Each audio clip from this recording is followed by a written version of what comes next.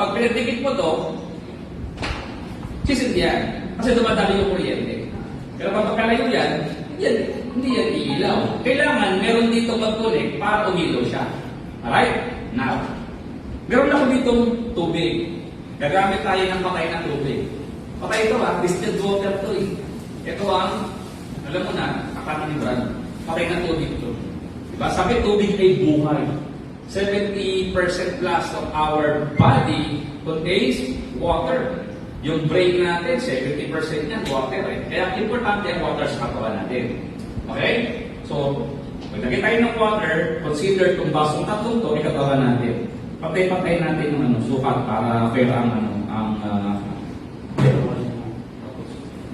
tandaan nyo patay na tubig. Okay? Papatayan ko sa inyo that water alone, hindi yan para bigyan kayo ng energy. Bigyan kayo ng source of energy. Tignan natin, kung tubig alone, iilaw yung ating bumilya. Kung may energy siya. Tignan, wala. Allows. Diba? So, you see? Ibig sabihin, hindi tumutulay yung energy at conductivity sa dalawang switch natin, kaya walang kwenta. Sa umaga, pagising mo, yan ang katawan mo, walang energy. Patay. Pero kung kakain ka, lalo na ng gulay, na may chlorophyll, may nutrients, may vitamins and minerals, tingnan natin kung magbabago. Pero lalagay mo yung chlorophyll, tsaka yung mga nutrients ng gulay, dahon to. Pwede gumamit kayo ng kangkong, malunggay, anything. Ito, mulberry. Very special na mulberry. Ganun sa garden ko kanina. Gusto pa yung pinitas Okay? Sa kabilang baso. Kaya natin, kung may energy ba, kung kakain ka ng gulay. Mula sa patay na katawan, nang hihina ka, pwede may sakit ka, nakatulong pagkain ng gulay. Let's see. Kung iilaw. Uy, meron. May konti. May konti siya. Medyo mahina nga na. Umikis na lang. Okay? Tubig? Wala. Chlorophyll? Meron konti. What if barley lalagay natin? Yun. Barley tingnan natin. Ito talagang magbabago. Best barley, barley fusion, pareho. Pareho. Konti lang. Hindi lang konti. Konti lang partida. Yan. Konti lang muna. Hindi ko kalalahat yan. Tapos, yun. Tingnan yung kulay yun. Bright green. Hindi kulay. Pag yung barley nyo, ganito kulay, naku, wala. Diba?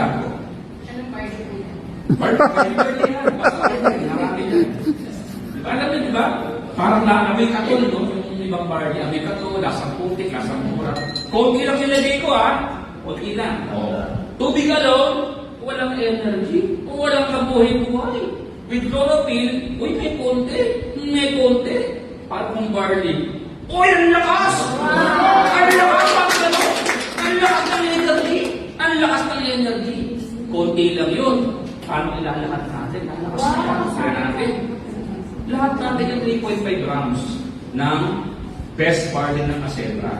Tingnan natin kung gaano kalakas ang energy at conductivity na kayang ibigay sa katawan natin ng ating Acebra barley. Yan na. Ganda ng kulay, di ba? Ang young barley grass, bright green, hindi early green, hindi brownish green. At ang lasa, lasang fresh, hindi lasang luma, hindi lasang puti. Alright? Ready na kayo? Lalakas kaya?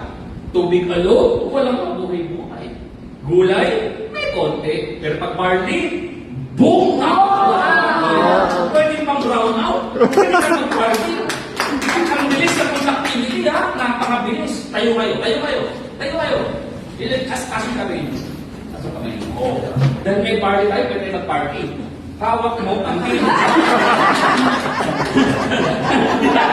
Hindi sa akin. Hawak mo ang pin. Di ba parang strobe light? Ganon kabilis, ganon kalakas ang energy na binibigay ng party sa atin. Walang